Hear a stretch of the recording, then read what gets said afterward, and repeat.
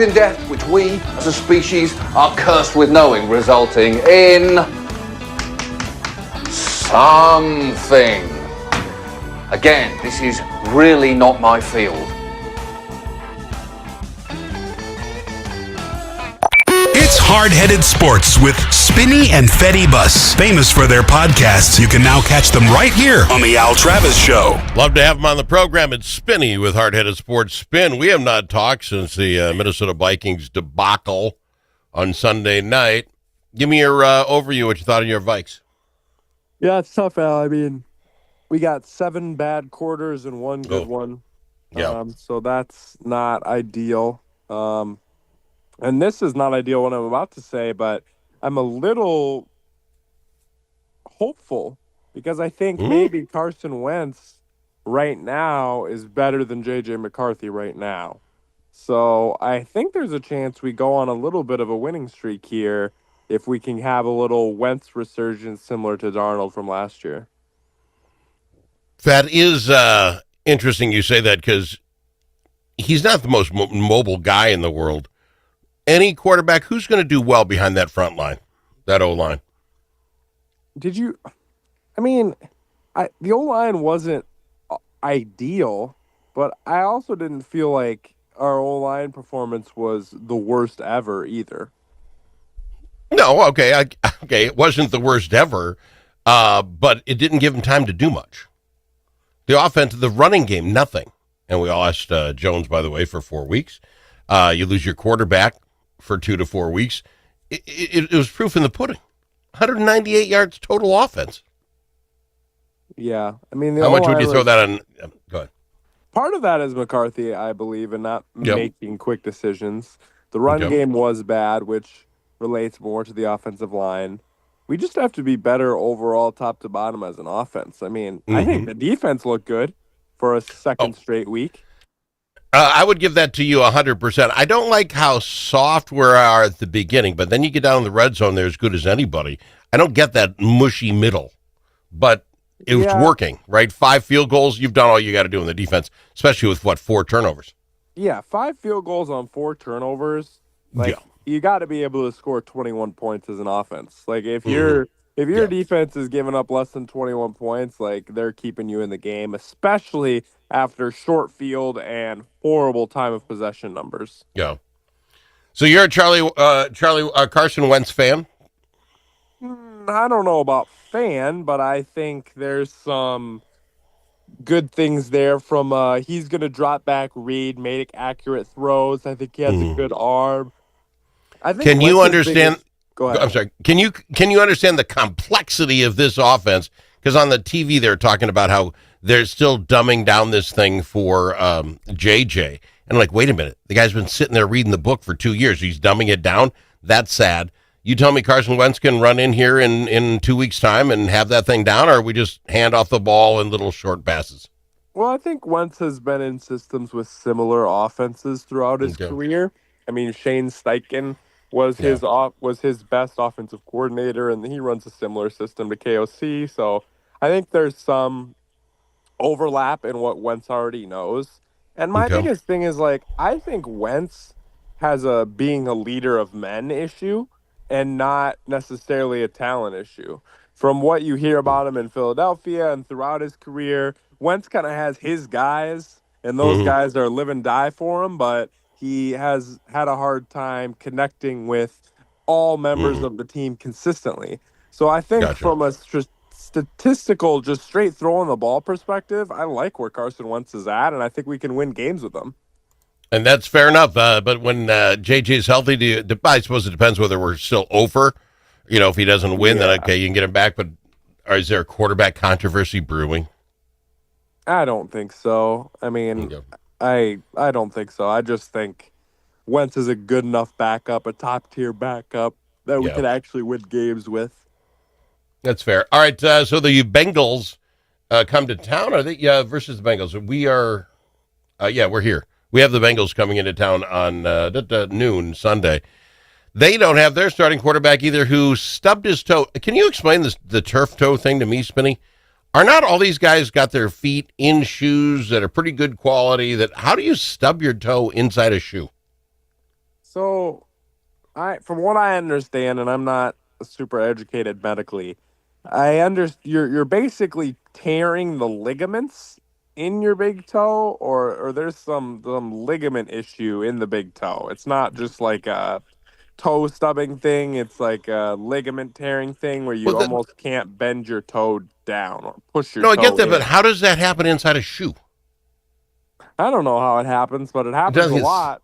It's a very Yeah, I mean, common NFL injury. I don't exactly know how or why or whatever, but yeah. Spinny, get on this. Let's invent the toe thing you got to put in your shoes so you can't stub your toe, and every NFL team will be buying the dang thing. I don't know how you do it. Anyway, doesn't matter. Your thoughts on the game? They don't have their starting quarterback. We don't have ours. I believe the line was 3.5 for Minnesota. I mean, we better win this game. Their defense is atrocious. Our defense is pretty good. Weapons are about the same. I mean, they have Chase and Higgins and Brown, and we have Mason and Jefferson and Hawkinson, but I think Wentz is better than Jake Browning. Jake Browning tried to give the game to the Jaguars last week, and they wouldn't take it. 3 second-half interceptions. We just have to take advantage of mistakes from them and try to make less mistakes ourselves. I think that's the strategy going in, and I think we can be successful at it. And so, folks, it's 2.5 points as of today, Minnesota. Look at the other games. We got to keep up with Green Bay now, right? We're in second place. The Green Bay takes Cleveland. They're 7.5-point favorites. They're going to run all over Cleveland, aren't they? Yeah, I would be very surprised if this is not a 2-touchdown win by Green Bay. Okay. Dallas at Chicago. They've got Dallas at 1.5, but that's crazy. Dallas looked really good last week, didn't give up. Chicago's given up the most points of any team in the first 2 weeks. I think Dallas runs all over Chicago. I'd take that money in a minute. I think this game is 42-38. I don't know who wins it. I think we have 2 high-powered offenses and 2 atrocious defenses. This will be a fun one from if you like scoring offense perspective. I am going to take Dallas slightly, but I think this game could go either way. And the other one that matters to us would be the Monday night matchup. Detroit is at Baltimore, 2 good teams. They're giving it to Baltimore with 4.5. I'll tell you what, I thought Detroit looked fantastic against Chicago. Maybe it's just because of how bad Chicago is. I think Detroit could win that game. Yeah, I mean, I'm going to take Baltimore, but I do think Detroit could win. Biggest thing is Baltimore's got a defense that's good at getting you out of rhythm. And I think that's Detroit's deal. When they're in rhythm and they're on time, they're nasty. But when you can get them out of time and get pressure on Goff and make things weird, they have a hard time adjusting. So it should be a good game. I still have a little bit of faith in Detroit, but Baltimore is the best team in the league, or second best team in the league. All right, that's fair enough. We'll talk more about them next week, but let's go on. I know you don't want to, but we got to talk some Minnesota Twins. We'll do it right after this on the Al Travis Show. Think about it. Now that school's out for the summer, how are Minnesota students doing? Not very well. Minnesota ACT scores fell again last year and are the lowest they've been in 10 years. In fact, fewer than half of Minnesota students can either read or do math at grade level. Think about it.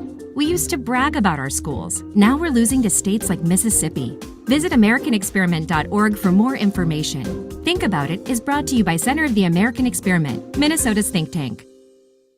Achieving your financial goals requires individual planning and a comprehensive approach. At Midwest Money Management, our mission is to provide you with the knowledge, tools, and confidence to feel comfortable financially today and secure about tomorrow. Learn more at MidwestMoneyManagement.com. That's MidwestMoneyManagement.com. Securities offered through JW Cole Financial Inc., member FINRA and SIPC. Advisory services offered through JW Cole Advisors Inc., Midwest Money Management, and JW Cole Financial Inc. and JW Cole Advisors Inc. are unaffiliated entities.